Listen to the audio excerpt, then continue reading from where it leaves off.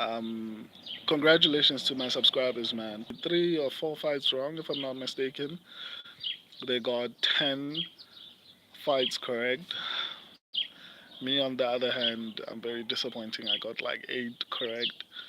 Um, at one point, if I didn't get 8, I honestly was at a point whereby I was asking myself if maybe I should just stop doing predictions and just do breakdowns and let my subscribers be the ones who are actually predicting fights because they're actually good at it.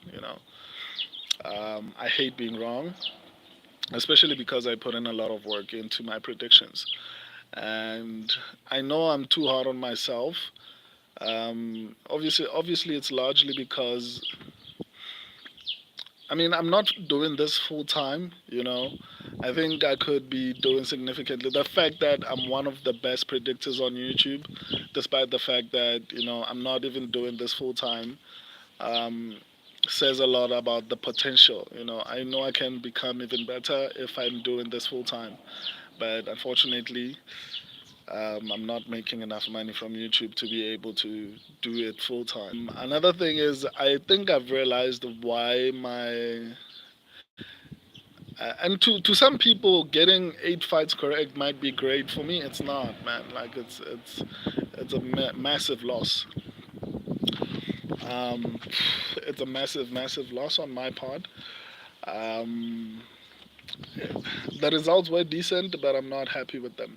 In any case, I think I've known companies like the UFC being accurate with information, and I don't think the UFC is providing accurate information largely because I feel like they know it's going to probably affect their sponsors, their betting partners. So it seems like the UFC has chosen, because I see sometimes you see certain statistics on their channel and you're like, no, this is not accurate. But it is what it is. I'm planning on changing that. I honestly want to have a statistician for the channel. I think a lot of what the UFC provides is intentionally inaccurate, and it frustrates the living crap out of me. I've sent them an email. Um, it's like I'm talking to myself. So instead of expecting other companies to do it, especially because I feel like they're benefiting. So if they make these statistics accurate, I feel like it's going to affect their sponsors, who are people like DraftKings and all these type of things. So the more accurate the a little bit more accurate with their predictions. I've seen so many statistics that are inaccurate on the UFC channel. But the problem for me is that I don't have enough time to actually create the statistics from scratch myself. I plan on doing that, but the channel is not making any money. A lot of work, but that's in the pipeline. I'm going to plan. I plan on actually um, creating statistics not just for the UFC but for every organization. Um, I honestly want to change this game, but even the judging, like that's a topic for another day, though. Let me get to let me get to the fights. I'm going to go through this a little bit quicker than normal. Um, Balaji Oki versus Chris Duncan.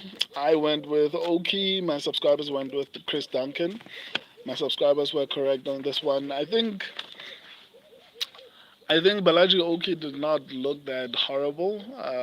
It just looks like he got caught largely because of a lack of experience.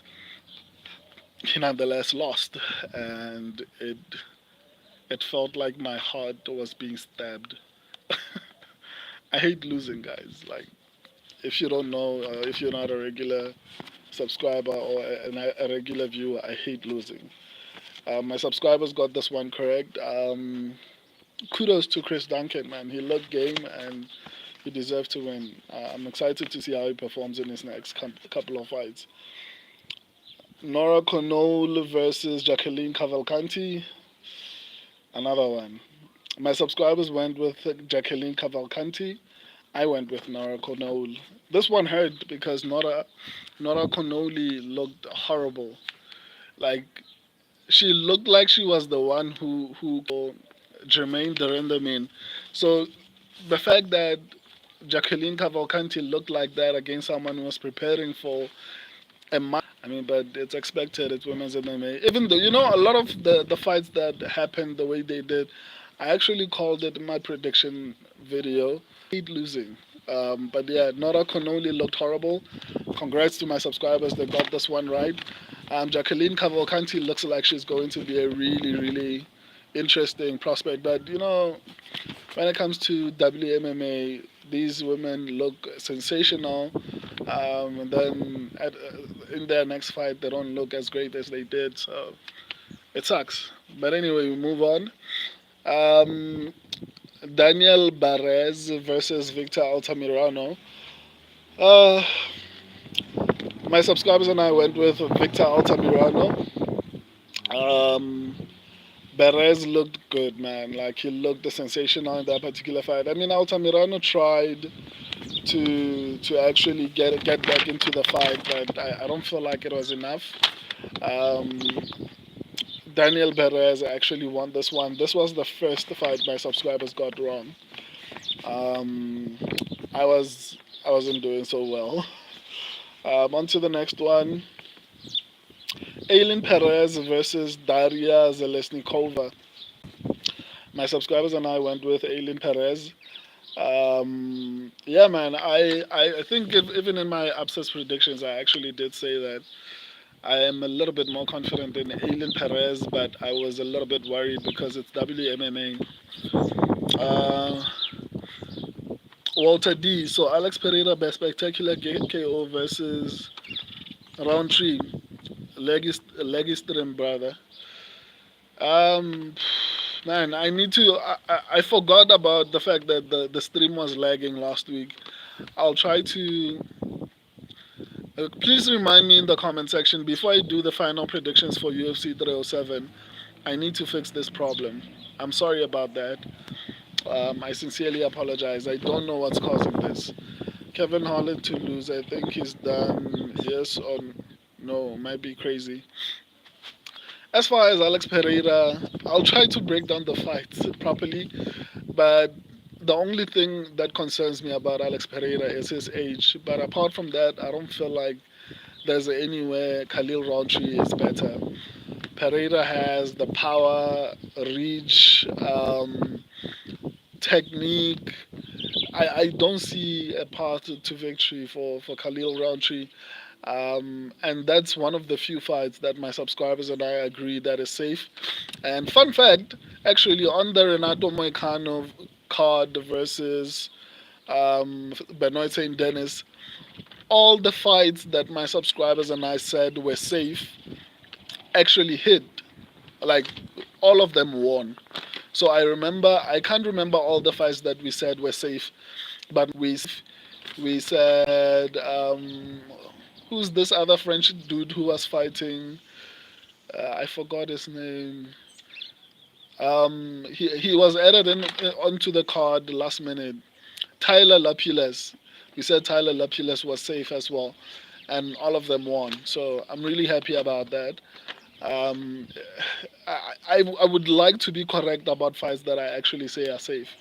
In any case, um, Alex Pereira is one of the fights that my subscribers and I feel like are safe. So I think in that one.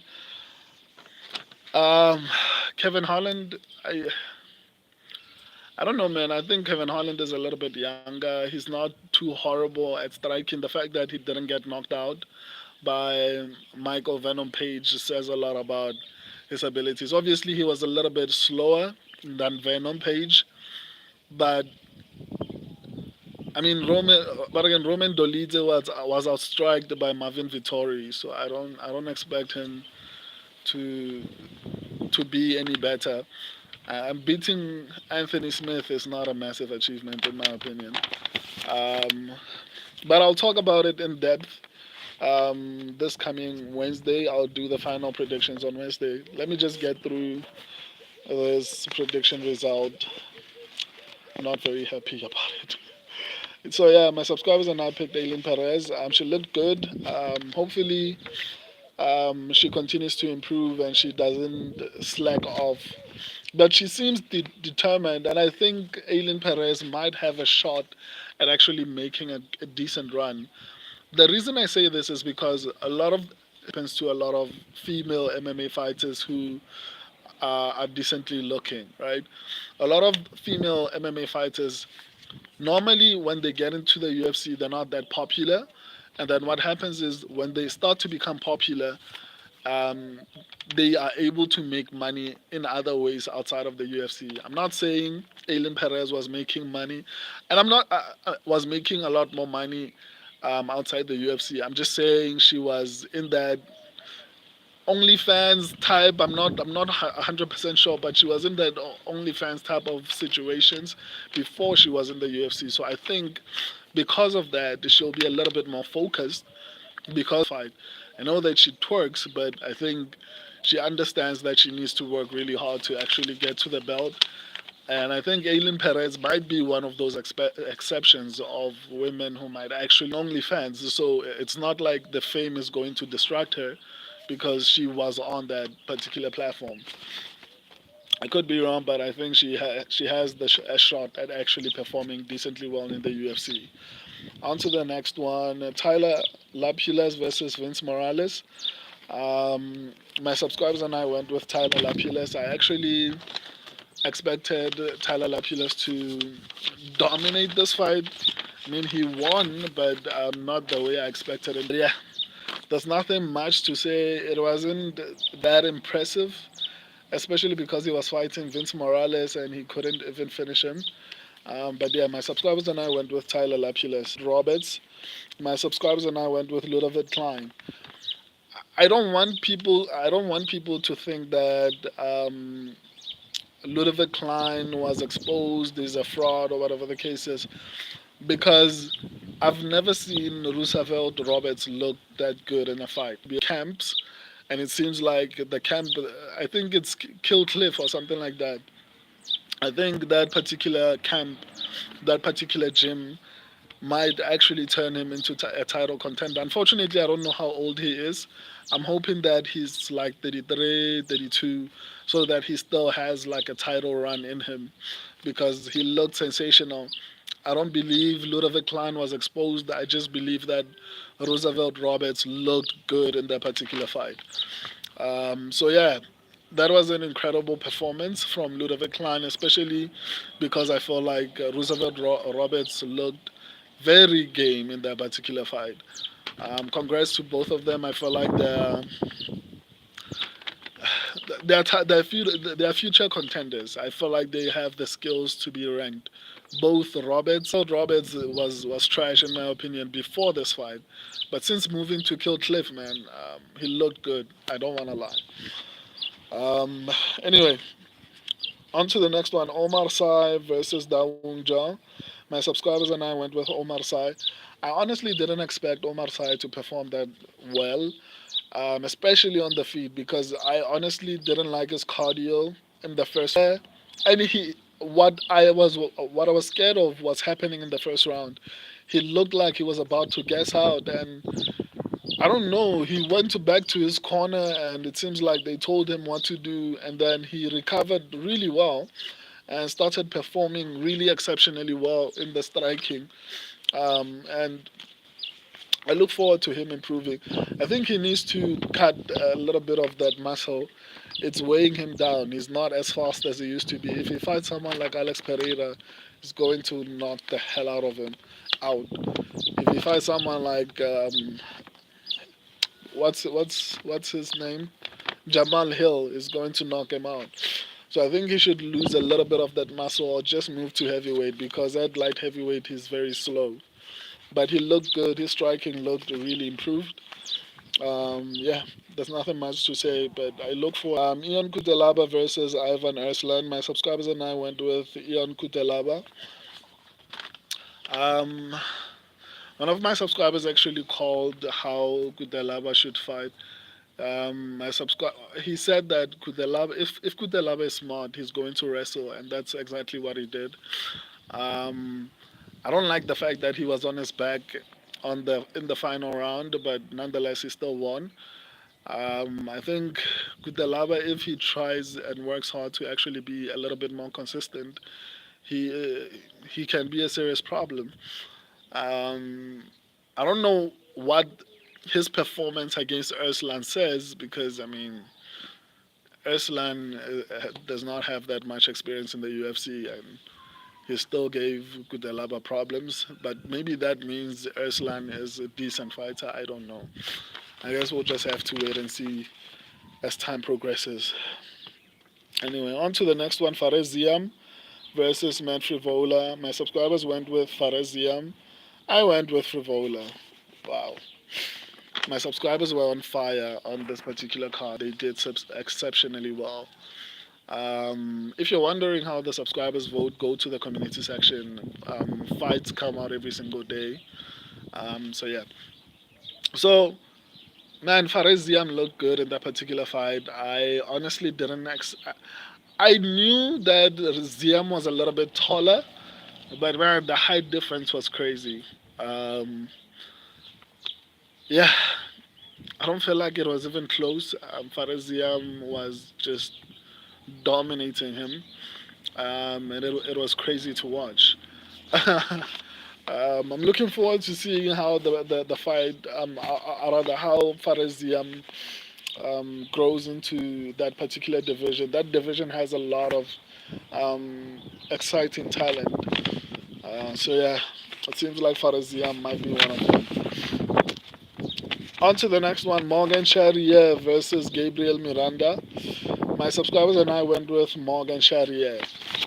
Um, Morgan Charrier looked good in that particular fight. I felt like he looked a little bit labored.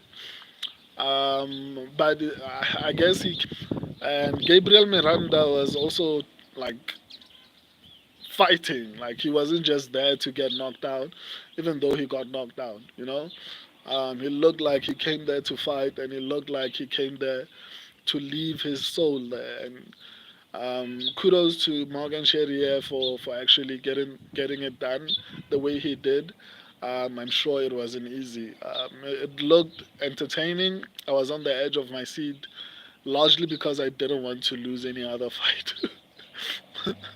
Throughout the whole entire card, I was like, even if I get 10 out of 14, I'll be fine.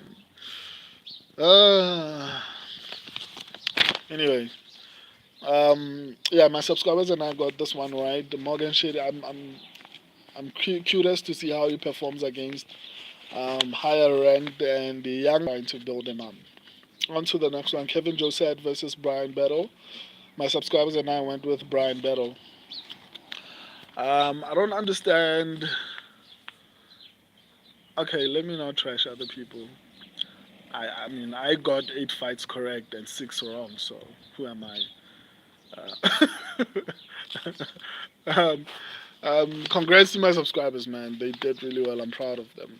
Anyway, Brian Battle looked sensational. I thought he would look a little bit better on the ground. It turns out he looked better even on the feet. It turns out he looked better even on the feet. And that was surprising for me because I expected the city kickboxing guy to actually dominate, and he didn't.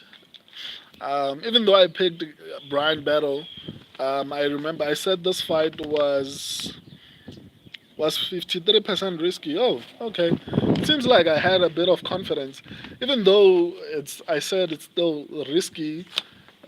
For me to say 50 something, it means I felt a little bit confident that Brian Battle would probably win. There's a risk he might lose, but I felt a little bit more confident than a lot of the other fights, like the William Gomez fight.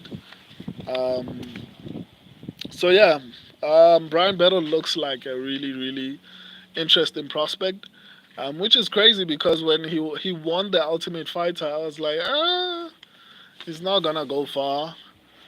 And since he dyed his hair blonde, man, like he's been on a roll. Um, so yeah, I'm looking forward to seeing him get a ranked contender. I think he deserves it, man. For him to beat Kevin Josette the way he did, it's impressive. I think he deserves a ranked contender. Anyway, on to the next one. William Gomez versus Joanderson Britu. My subscribers and I went with Joanderson Britu. Um, It was a dog fight. It was an incredible fight. I don't feel like Joanderson Brito was robbed. I think he clearly lost that fight. Man, it must suck to know that the person who you beat in the contender series is now in talks for fighting for a title in the same division that you're in.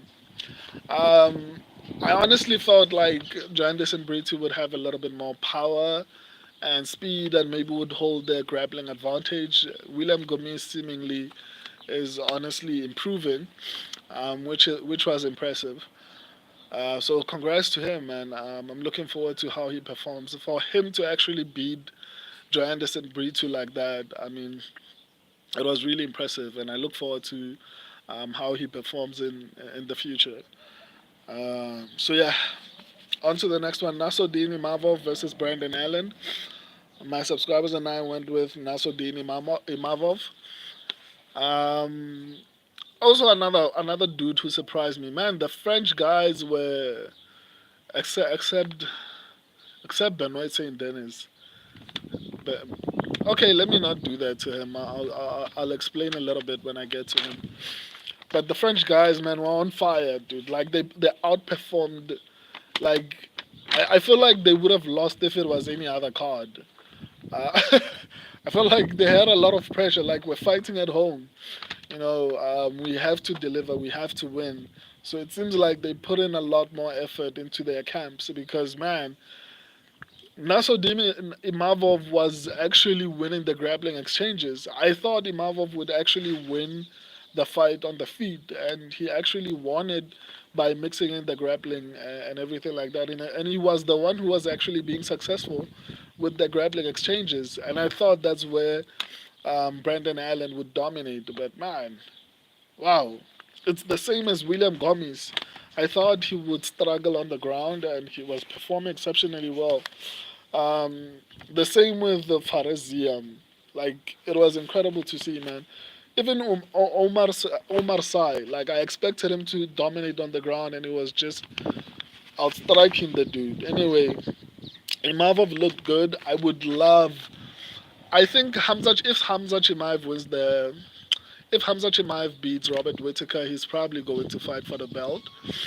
So in the meantime, I'd like to see. That's an exciting fight. But actually, either way, whether it's Hamza Chimaev versus Israel Adesanya, but that wouldn't be fair. I don't think I want to see that. I'd much rather prefer to see Nassourdine Imavov versus Israel Adesanya. That's a really exciting fight. I hope they make that. I don't think Imavov is going to get a title shot, especially with Hamza fighting. If Hamza wins, Sean Strickland is not getting a title shot, and unfortunately, Imavov is not going to get a title shot anytime soon. At least after Hamza Chimaev fights for the belt, because obviously Hamza Chimaev is a star, and we've seen that the UFC prioritizes people who they feel like are superstars, and I'm sure they want to build Hamza Chimaev into that. But Imavov looked insanely good. Yeah, the top five is getting shaken up. Main event: Renato Moicano versus Benoit Saint Denis. Man, Moicano just finds a way to win, man. I honestly didn't think he would actually get it done, but he did. He performed really, really well, especially in the first round. Like he dominated that fight. I don't want to even say it was a mistake because I feel like he capitalized on the sloppiness of BSD. BSD was throwing leg kicks and he tried to catch it. I think Moicano tried to catch it the first time, and he actually did catch it, which was really, really impressive. And I think that's how he ended up winning that particular, or rather, that's how he ended up getting the takedown, which was really, really impressive. I think if Benoit Saint Denis did not get as cut as he did in the first round, it would have been interesting to see how the fight plays out because Benoit Saint Denis actually won the second round and he was winning the striking exchanges and he didn't look that tired. Of course, he was almost finished, So he had to pace himself in order to not rush and get himself in a situation where he would get finished again or something like that. So and even on the scorecards, I mean it's France. I could see that, but even on in the numbers, in terms of the numbers, BSD was actually outstriking Renato Moicano in the second round. So I would have liked to see how that fight played out into the final round, the fifth and final round. But there's no way I'm going to say that um, that means Renato, but again, saying Dennis would have won. I'm just saying in that second round, he was actually coming back, and it shows because he won the second round on the scorecards and in terms of striking numbers. So I think he was just unfortunate. I don't want to be too hard on him because the mere fact that you can almost lose in the first round and get a 10-8 against you, or was it a 10-7, and then come back into the second round and somehow manage to win that round, I feel like it's respectable, and I'm not going to be too harsh on the guy. He's just being unfortunate. Going to do my final predictions for UFC 307 on Friday. Upsets predictions will be on Saturday.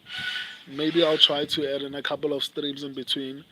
For those who don't know, if you want to vote in the community section, right now the voting for the next fight night card for Royval versus Tyra is actually active. Every single day I add one fight, but I added a variety of elements like who wins that particular fight. Is this fight risky or safe? Who has the highest fight IQ? Who has the better team? Who has like those type of what round is the fight going to end? So if you want to vote, just go to the community section. Actually, let me tell you how good the subscribers did on this particular card.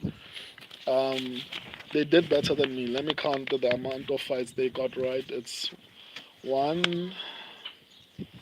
Okay, let me actually count what they got wrong. One, two. Uh, oh my God! Did they only get two wrong? I feel so ashamed of myself. They did. Oh, three fights. They got three fights wrong. Wow, I'm such a disappointment. Wow. Let me verify if they actually got three fights wrong. Tyler Lapines. So this side it's Daniel Perez was the only fight they got wrong. And then they got this Benoit Saint Denis wrong. They got William Gomez wrong. And then every fight they got correct. Bloody hell. My subscribers got 11 fights correct and only 3 fights wrong. Which is incredible. I actually thought they got 11 fights correct. So, yeah, clearly the people who are voting in the community section are really, really smart and knowledgeable about the sport. I got 8, but there's only one me. And most of the time, guys, before you come for me, most of the time I'm the one who's leading. I get maybe one or two more than my subscribers. So today, like, they just outclassed me in terms of predictions. Um, so yeah, if you want to be part of the votes, they are in the community section. I don't do them anywhere special. Just go to the community section and make sure you vote every single day. The votes come out every single day, so make sure you check the community section every single day. I don't know what time zone you are in, but check my videos. The time when my first video on the channel comes out simultaneously, the fights start coming out in the community section up until for a couple of hours. But every 30 minutes, there's something that comes out, just as I explained. But yeah, just so that you know that this is not something. This is not a joke. My subscribers, that voting in the community section Those people, those subscribers who voted actually got 11 fights correct and only 3 wrong. That's flipping impressive. Better than me. I got 8 fights, but again, I got 8 fights correct. I mean, that's really embarrassing. My subscribers actually outdid me. It hurts my feelings, but anyway, I'll come back stronger. But yeah, I love and appreciate all of you, and I mean it from the bottom of my heart.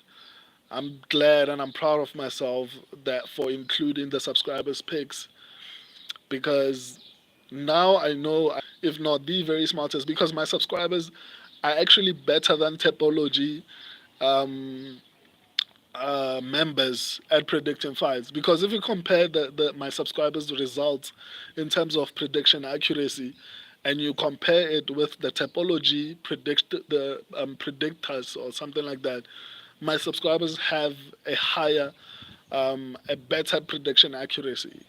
So I'm really proud of myself for actually introducing this subscribers pick.